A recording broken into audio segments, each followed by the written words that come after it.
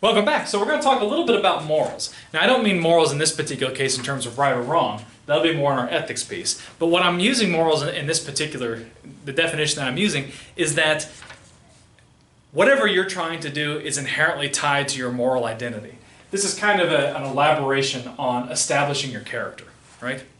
So here's some examples from actual pitches that explain it. One guy says, hey, I'm from the LA County government, and I do a lot of programming for the city of LA County.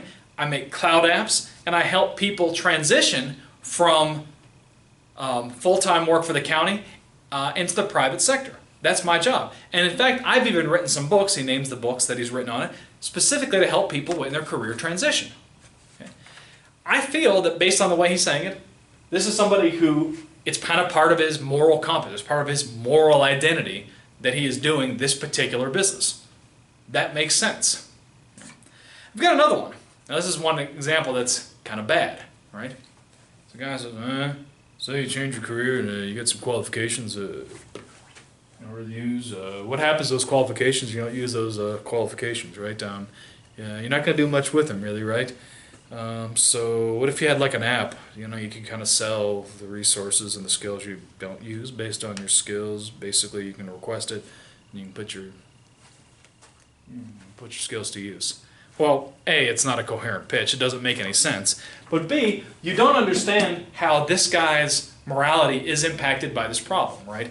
And I coached him a little bit later. His problem was that he had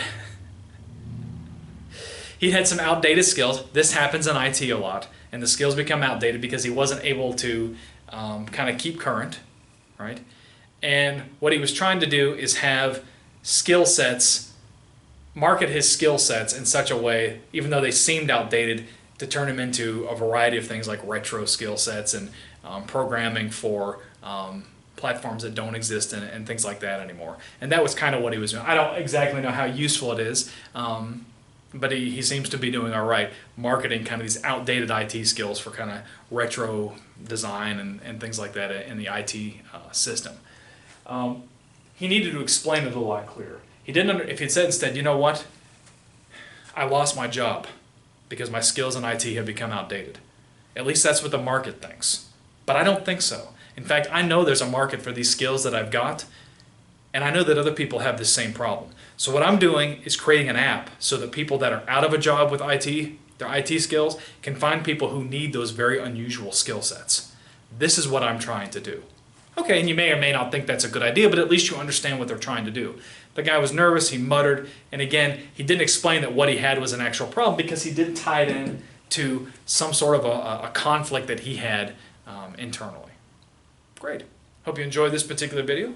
Give me a thumbs up, subscribe, comment below, and our next video we will talk about the use of quote-unquote facts. In other words, how to use generalized facts. Great, I hope you enjoyed this video, and I'll see you on the next one.